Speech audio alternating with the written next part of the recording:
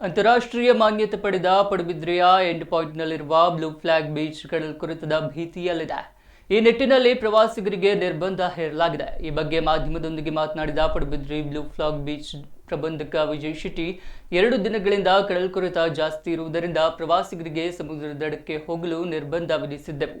ಒಳಗಿನ ಗಾರ್ಡನ್ ಏರಿಯಾಕ್ಕೆ ಬರಲು ಅವಕಾಶವಿತ್ತು. ಮುಂಜಾಗ್ರತಾ ಕ್ರಮವಾಗಿ ಭಾನುವಾರ 3 ಗಂಟೆಯಿಂದ ಪ್ರವಾಸಿಗರಿಗೆ ನಿರ್ಬಂಧಿಸಲಾಗಿದೆ ಎಂದರು.